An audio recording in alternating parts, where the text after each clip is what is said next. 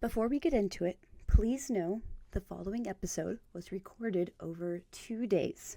Okay, so we are talking Bestie Book Swap.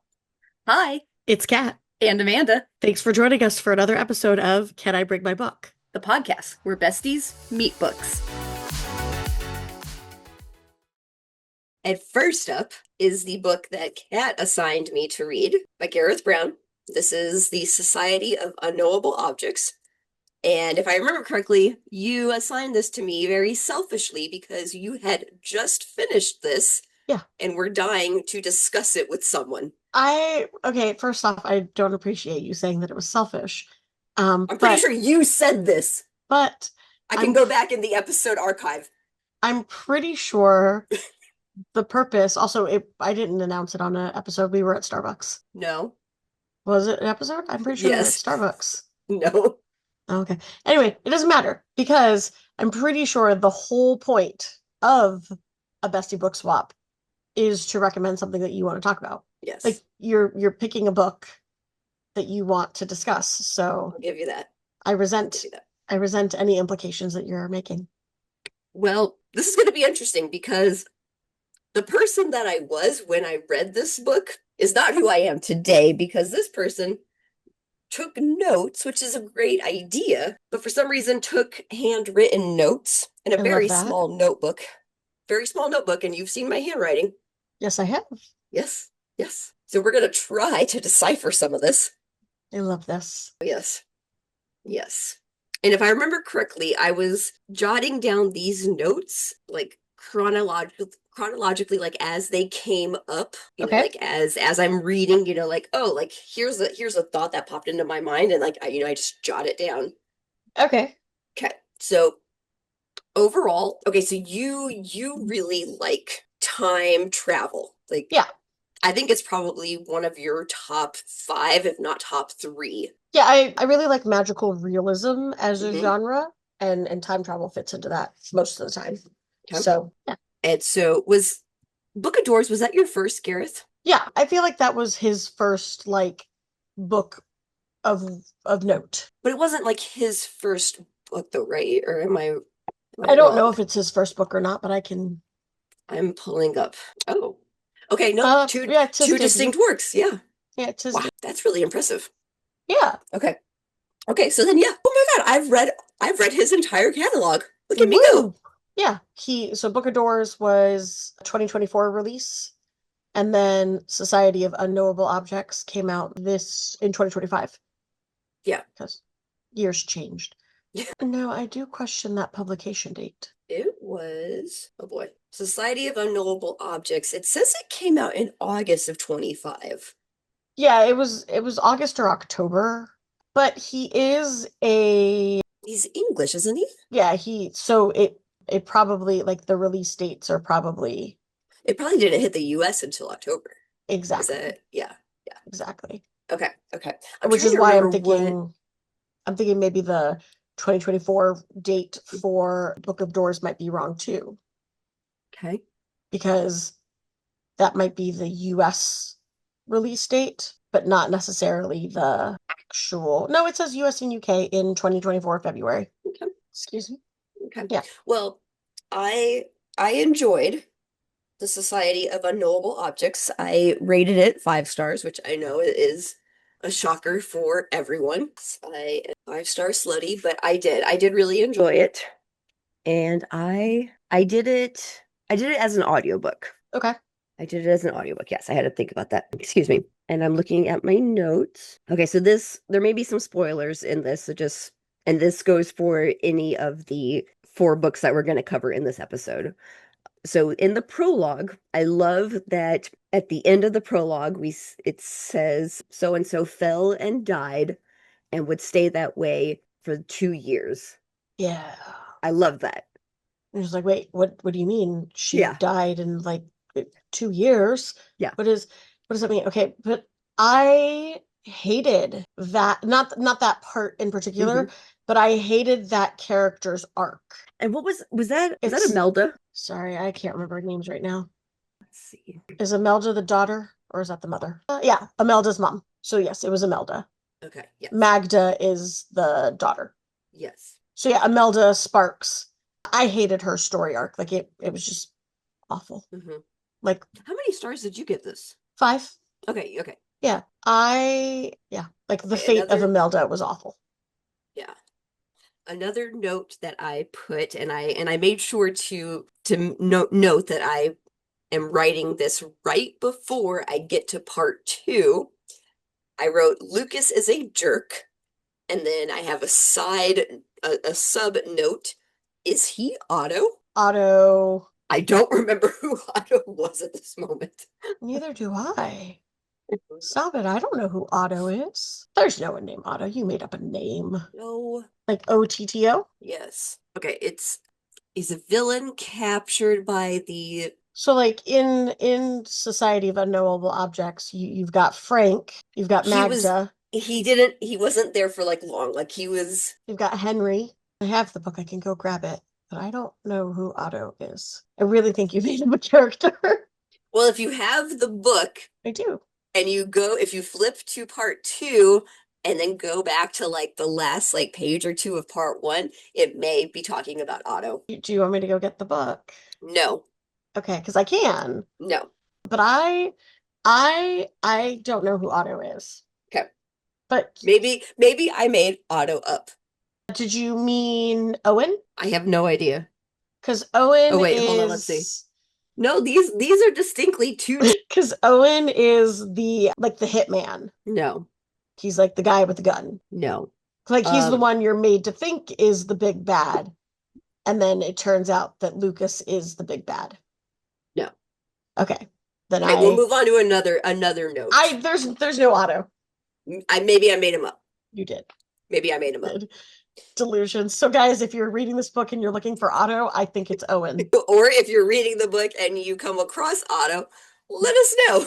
Let us know. We're really curious. Do you think it's a character from Book of Doors? No.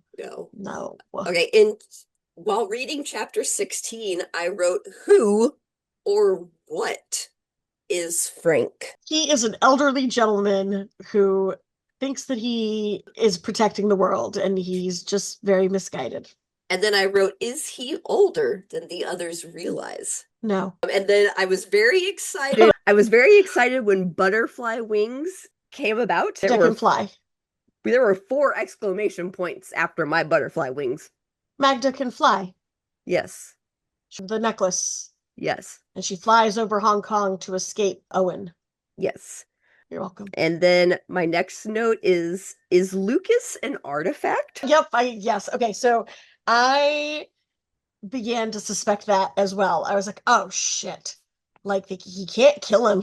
Owen's tried multiple times to kill him, and he's just creepy and weird and odd. Oh no. And then I was like, oh no, no, no. Oh no. And then I thought Frank might have been the one to do the stupid thing, but I'm like, no, because Frank is all righteous and good and he would never. But yeah, poor Lucas. But not poor Lucas, because he was awful. Yeah. Anyway. Yeah. So I enjoyed the book. Thank you for having me read it. You're welcome. I hope that there is a 3rd installment. Yes. Because at the end there you get the crossover. Mm-hmm. And I need more. Yeah. I need more. So I read this, right? And then I assigned it to you as Bestie Book Swap. Yep. And then my sister bought me a copy for my birthday. And I was like, oh, I already read it. She's like, Did you but it tell was her on. that? Yeah. Tell her that. And she's like, oh, but it was on your wish list. I'm like, oh, it's okay. She's like, I can return and get you. No. I'm good. Thank you so much. I'll just put it on my bookshelf. Yeah. But she was just like, oh, you read it? And I'm like, well, I literally just, like, she gave it to me on my birthday or a few days after my birthday, and I had just finished it probably the week before. I wouldn't have said that. I would have just been like, oh, thank you so much. Well, I didn't want to lie to her. Did she ask, had you read it? No, but she was like, oh, you wanted to read that one, right? I read it. Sorry. Well, I mean, you wanted to read that one, right? Yeah. Yeah, I did. And I did. I just finished it 2 days ago. Would you like to borrow it? Yes, I did want to read it. Yes, I did. I in fact did so because I don't remember what I put on my wish list. Thank you for buying it for me. I mean, I said thank you. Now you have a physical copy and you liked it, so. Yeah, Yeah. so it's worth having, Oh yeah. keeping. Anyway, Okay. ready to move on. Yep. Book What did 2. you read? I read Priest by, I think her name is Sierra Simone. Okay, so I have notes. Sure you do. Notes. Not a whole lot. So, okay, I'm going to start at the bottom of my notes and give you this part first, and then I'll go back to the top of my notes. So, number 1, I have decided that new year, new me. So, when I am reading one of these books, these spicy smut books that you recommend to me, I need to start approaching them from a different mentality. What Because mentality did you go into this book with? the mentality that I go into every book with is that, oh, this is going to be a great storyline. I'm really excited to find out what's happening with this story. And I've realized that that is my mistake.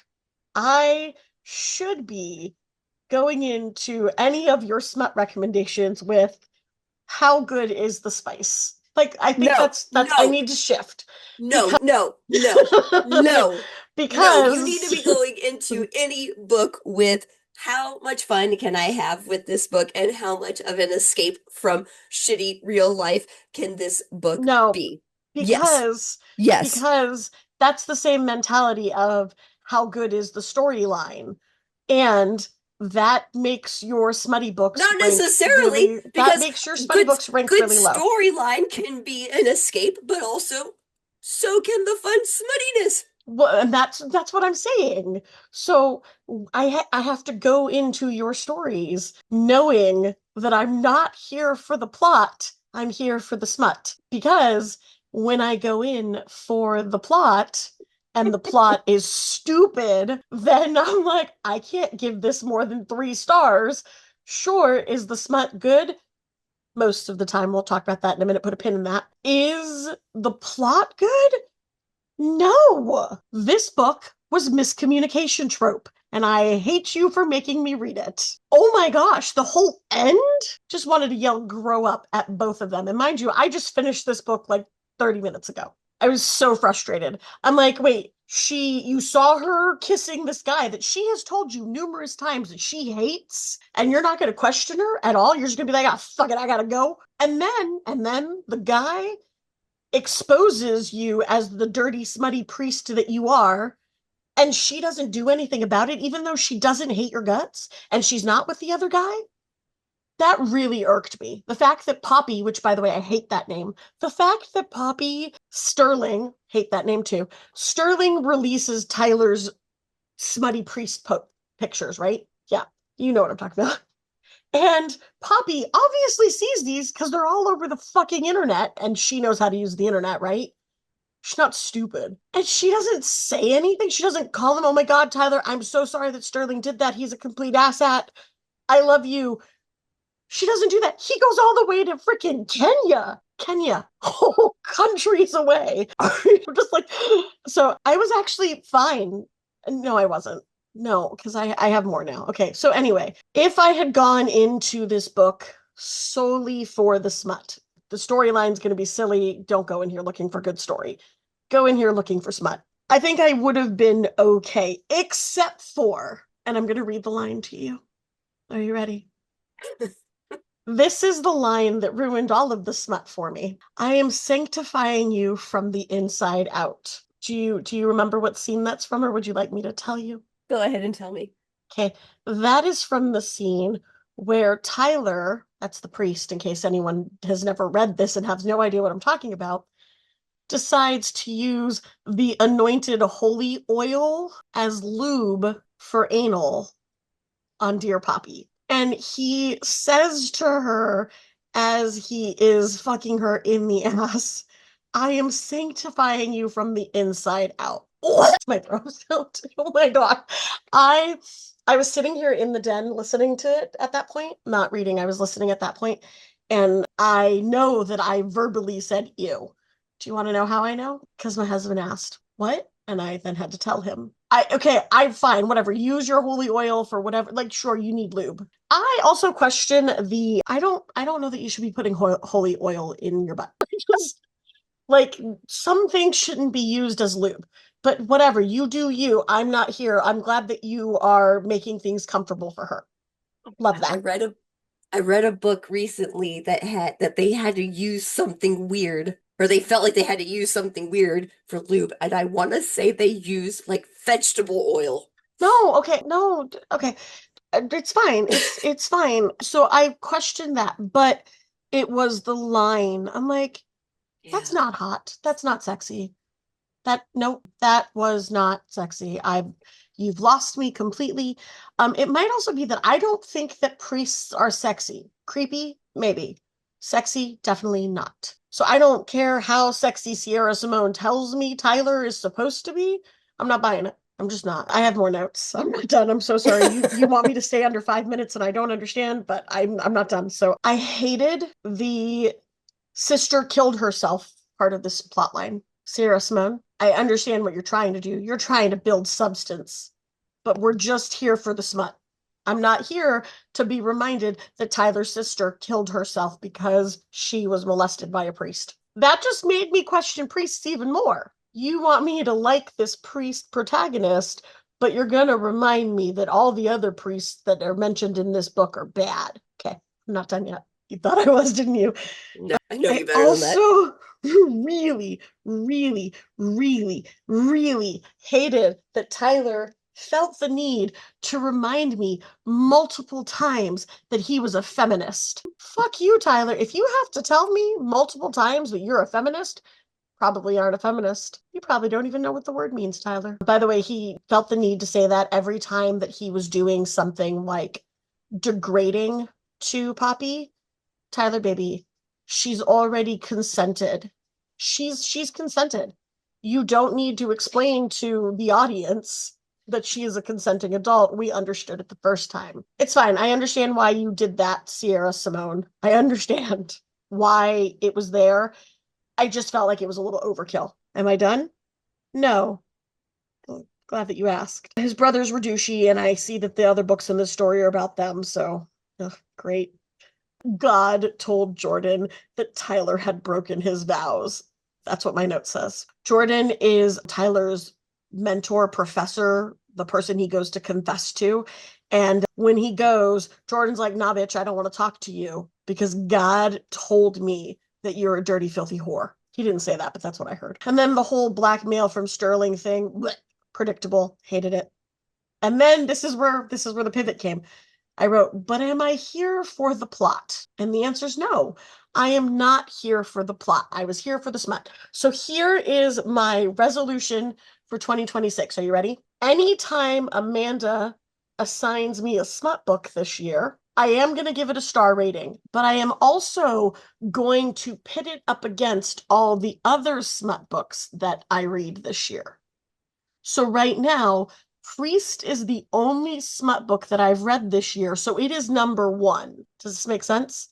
Yes. The next smutty book that I read, I will then decide if it is better or worse than Priest. Based So what I'm only hearing no is no I no need wait to wait give wait you wait another wait wait. smutty book to. I'm not done. Don't cut me Okay. off. This ranking will be based only on smut. No plot. The plot can be stupid as fuck because I'm only here for the smut. Okay. It's a resolution Okay.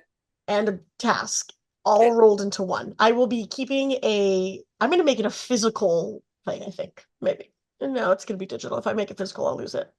I'm going to make it a thing. I'll make a beautiful post about it for you. Thank you. We're going to call it Cat Smutty Ranking. I feel I'll like give I feel like I need to like assign you a smutty book.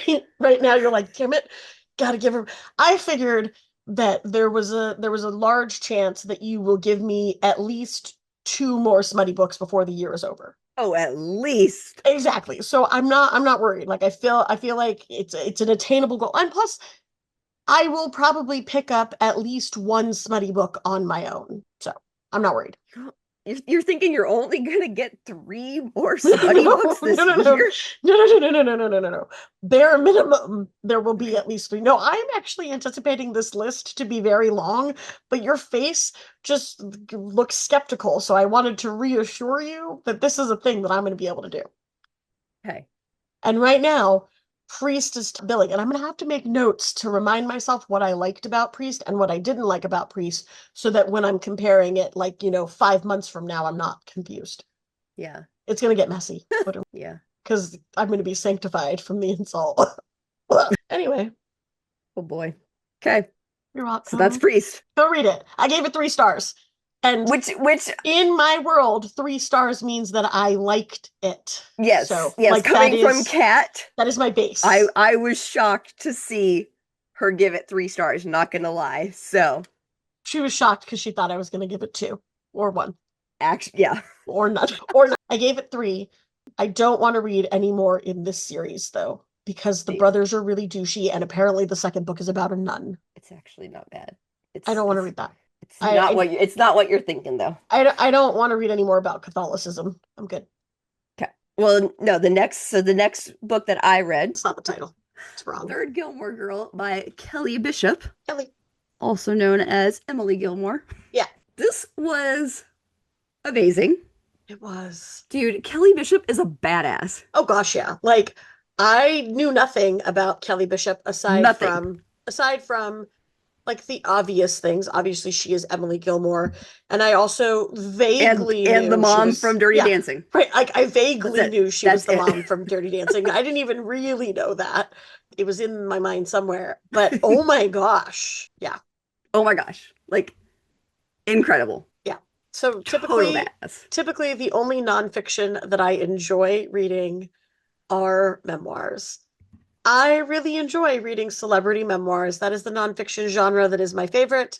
All other nonfiction is just existing, and you can fight me about that later. And so I read this one last year, and I did the audiobook, which is narrated by Emily herself. And yes, if you're going to read this one, definitely do the audiobook. It's so good. So good. So good. Like, it just, yeah. Yeah. Yeah. And like this one was on my TBR. I know, and I just like, kept like putting it off. I don't know why. So like I'm like so happy that you like assigned it because loved it. Absolutely loved it. I don't know if you've realized, but that was my theme for picking my Bestie Book Swaps. Books on your TBR that I had read that I needed you to read so that we could talk about them. Okay. I might have had a hidden agenda. I see. Or something. Because Gareth and then Kelly. Yep. Yeah. Like, okay. I figured, and in the previous Bestie Book Swap too for Cinder, same thing. Okay. I might just be using Bestie Book Swap to help you finish your TBR. Oh wow. I don't know if that's gonna happen, but I'm selfless like that. Okay. Anyway. Okay. So I as I was reading, like I took some notes. Good. And I did because my goal this year is to write a review for every book. I did write a review. Okay. So I love how she landed her first agent, Barbara. Like that was cool. So she started as a dancer, and when she decided that she wanted to kind of like get into acting, she asked around who is the agent that I want to work with for this? And, the people that she, talked to said, Barbara, you want to work with Barbara. And she went on like an audition or a couple auditions, got a call back, was offered a part, and they called and said, okay, do we go through you for negotiations or do we go through your agent? Now, she had been trying to get a call or to set up a meeting with Barbara, could not get a call back with her. And so when this job came through, she was like, yeah, call my agent, Barbara, whatever her last name is. She'd be happy to discuss the contract with you. 2 hours later or whatever, Barbara was on the phone, and now she had an agent. Yep. Because she's like, no agent is going to turn down a, 10%, 20% commission or whatever it is. Like, that's badass. Yeah, Like she when she set her sights on something, she worked for it. Yep. She fought for it, and she did not give up. Yeah. Like I really liked that, like that. And that was like her entire life was right. like that. Like that's everything just who she wanted, was. she fought for. Yes. And she never borrowed money. Correct. Everything was Yeah. on her own. Yep. She Yep. So my favorite little anecdote was the one about like the title of the memoir. Like she had like a different working title, which I don't Yep. remember. And then she went to get gas. Oh, like the last ballet or something, or Oh, maybe. yeah. Oh yeah, it was something to do with the ballet. Yep. And she was like getting gas Mhm. somewhere and some kid recognized her and it just like inspired her to kind of give it that Gilmore title. Yeah. And Didn't he like say like, like I think of you as like yeah, the third? exactly. Yeah. Yeah, And and he was like, was he like a 17-year-old kid? yeah, it was like a young kid. Yeah. Yeah. I don't remember the whole story because it's been a while, but I remember that one being one that really stuck out to me. That and all of the dogs. She's a huge Yeah. animal lover. Like she will just like rescue, like she constantly had pets and she would take her animals with her Yep. everywhere. And like, you know, she's I mean, she's now what? I mean, Oh gosh, 80 s- something. let's I don't even know. She's 81, so she was born in 1944. And I mean, she's been, acting and dancing since she Hmm. was 16, 18. Yes. And she's like always had dogs and she would take them with her, Yep. which I absolutely love. And like, It was a fun fact. yeah. And I really love that because, like, yeah, like I feel like dogs are now we kind of, like, yeah, especially celebrities, like we see them traveling with their pets, but In the did people past, not as really, much. did they really travel with them? I don't think that they No, they really would did. And they so, would board them. The neighbor kid would watch yeah, them, that kind of yeah. stuff. So I like think, yeah, yeah.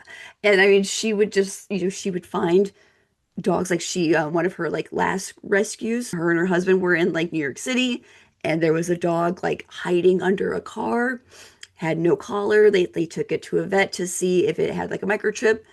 It didn't. They tried to like find its owner and they couldn't, and so they yeah. picked it. I really liked that she included some of those like Yeah, really yeah, personal, like this yeah. has nothing to do with my career at all, but I Mm-hmm. still think you should know it. Mm-hmm. I Mm-hmm. really enjoyed that.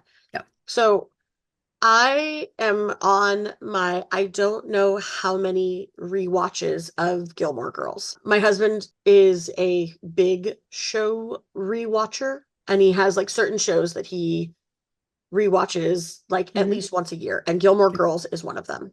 Okay. And inevitably, I will sit down and rewatch with him. This one, though, was my own. Like I started this one on my own without him, and now he's just joined me for the ride. Do you rewatch it every year? Almost. Okay. There's some years where I skip or like I'll just rewatch key episodes because as we get in the later seasons, I don't love it as much as I used, like some of the later seasons are not my favorite. Yeah. This is it's irrelevant.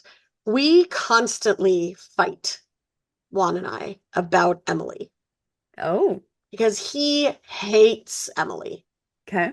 hates her, Okay. refuses to find any redeemable quality about her. He just, period, hates her. Okay. And while I think that a lot of the stuff that she does is absolutely deplorable, like, oh my Hmm. gosh, lady, please don't do that. Oh my, Yeah. please, that's awful.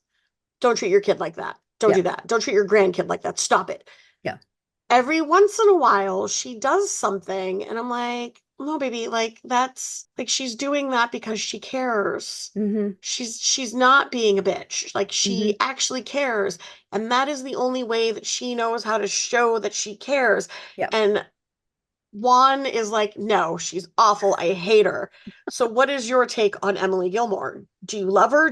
I mean, I love Emily. Like, even though she is an absolute bitch, I love her. Love her. Yeah. No, I love her. I definitely love her. Yeah. I mean, she does things, but I mean, I feel like they all do things that I'm like, Oh gosh, okay, yeah. Like, yeah. What are you doing? Like, what are you doing? I have a love-hate relationship with Lorelai as well. And Rory, I fucking hate. Sorry, Rory. I'm pretty sure I liked you when I was 16, but as a grown adult, I cannot stand her. She's awful. She is horrendous. You know what's really funny? Mhm. Coco and I have been watching Clarissa Explains It All Yes. and My So-Called Life. Okay. Watching My So-Called Life, Claire Danes fucking drives me crazy. Yeah. And I'm like, oh my God, I commiserate with the mom so much right now. Yeah. Like, And I, it's so upsetting. yeah. Juan and I, it's again with every rewatch, you pick up on a different thing and you're just like, what the fuck was I thinking? Yeah. Juan's other real big sticking point is because the big thing in the back in the day was, right, are you team Dean or are you team Jess or are you team Logan? I'm not team, even back in the day, no one was team Logan. I mean, now people are, I Although guess. Kelly did Yes, say she's Team she's Logan. team Logan. Well, Logan's a douchebag. Yeah. And that's just who he was. But honestly, the more, again, I rewatch this show and the more time goes by, I'm not team anyone. I fucking hate them all. Like, Yeah. Jess was always the douchey bad boy, and that was his appeal, right? Mhm. But as an adult, I'm not here for it. Like, he is just belligerent to be belligerent. Mhm. And then Dean was a sweetie, little cinnamon roll, and I loved him in the beginning, but then they started making him stupid for no reason. Yes, if you watch, you'll see. And then there's the whole cheating thing. Yeah. So like I hate them all. Mhm. Anyway, that's my Gilmore Girls tangent. Emily is my favorite character, and I refuse to listen to anyone else. Oh. She's a badass bitch. She gets things done, and she tramples over everyone. If I had that kind of money, maybe I would trample on people too, but seriously, I wouldn't. Yeah. I wouldn't, but I like to Well, think that I would. yeah. I love that she always like stood up for herself. And one of the things that like I think really like stood out for me the most, Michael Bennett, who was like one of like the directors or producers. He was a producer, I think. Producer, yeah. Like they worked together for like a number of years, and then they kind of had like a falling out where like they had like a disagreement and like stopped like talking to each other. And like it was like a big like disagreement. Yes. And like they just did not see eye to eye. And when he passed away, like she like really made a point to, honor him and like respected like what he did for her career. Yep. And I thought like that just showed like her character. Yes. Yeah. And yeah. And like her love for, her husband. Like I thought like that you could just see like that like all the way through, and like that was just really Yes. And beautiful. that whole Yeah. part of the story Yeah. was good. It was again, like I really liked the way where that she included elements that were career related, right? Things that Mhm. people would know her for, but Mhm. then also added like these little human touches of her Yeah. life, like gave us that background information. Yep. I really, really enjoyed this. It was such a great book. If you're looking for an audiobook, it's a quick listen, it's a really engaging listen, and she does a great job of narrating it herself. So it's got a foreword by Amy Sherman Palladino, which is really good as well. Like it was a really well composed memoir. So if you're looking for a memoir, definitely check that one out. Yep. And what's next? Amanda assigned me to read, that doesn't sound right, but we're going to go with it, Dear Mr. Henshaw by Beverly Cleary, which is like Amanda's all-time favorite childhood read, I think. Now, fun fact, I've read this book before, and I realized that I had read this book before about 10 minutes into the audiobook. Oh, you I read was the like, audiobook. yeah, I did the audiobook for this Fun. I've never done the audiobook. it was all right. It reads like a book for school. Does that make sense? Oh, I feel like the audiobook would be kind of weird. Yeah, it reads like an audiobook for school. Yeah. Like a very professional narrator who's obviously not a child reading it. So like it's very I'm reading this for school. Okay. Which I was fine with because like I had said, I have already read this. So Okay. it wasn't a new read. Now here's the thing. I read it probably in like 4th or 5th grade. Yeah. So it's there, but it is behind cobwebs. And reading it as an adult definitely changed my perspective of the whole situation.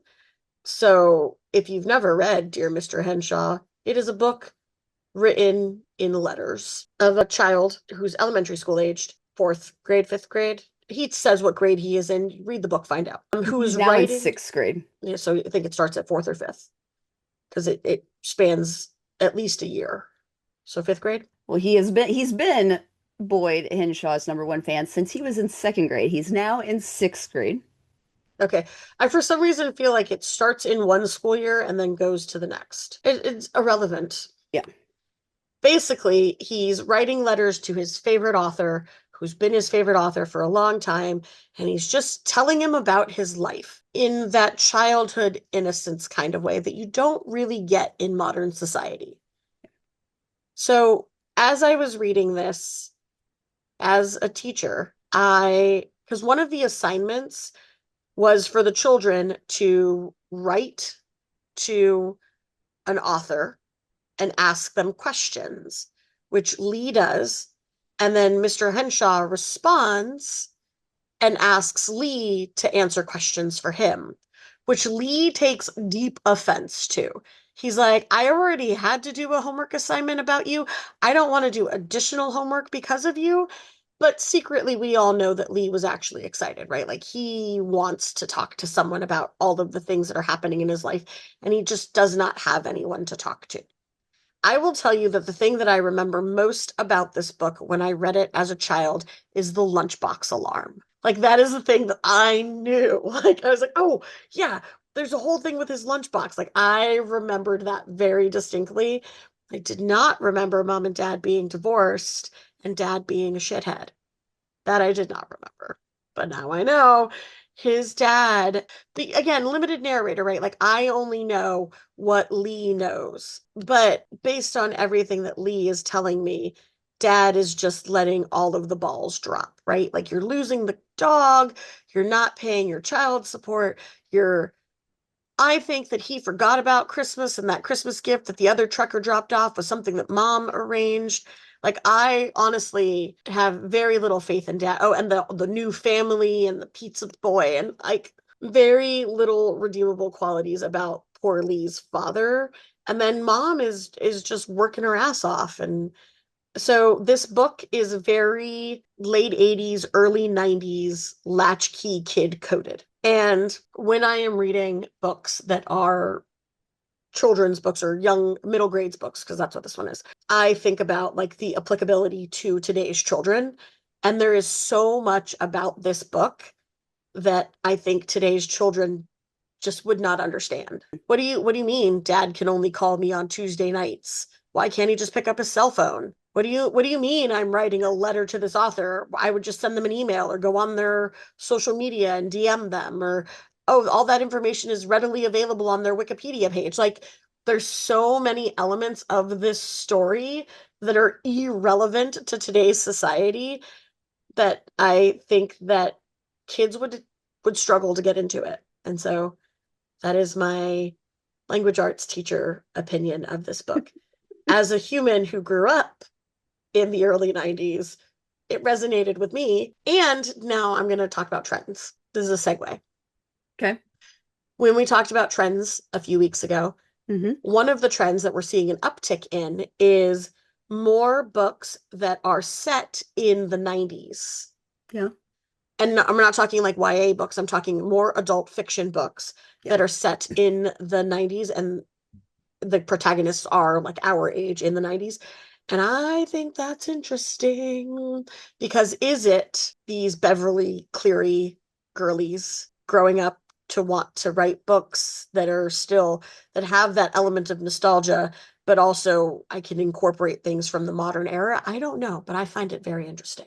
Okay, wait, set in the 90s and our current age set in the 90s? Or like a Yes. little bit younger and I think set a in little the bit 90s? younger, set in the Okay. 90s.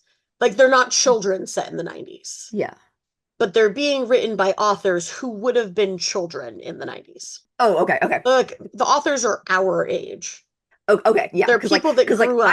I could see me like writing a book about friends age characters Correct. So set in the 90s, you that's know. basically, yeah, that's what is the Yes. trend that I'm seeing, that Yes. like Yes.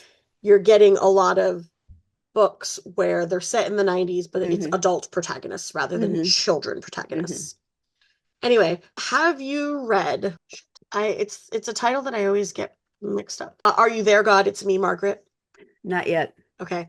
So when you assigned Dear Mr. Henshaw to me, I had already assigned The Third Gilmore Girl to you. Mhm. And I briefly thought about going back and assigning Are You There, God? It's Me, Margaret. It is not one of my childhood favorites. I didn't actually read this one until I was an adult, Okay. but I feel like it is a good companion book Hmm. to Dear Mr. Henshaw.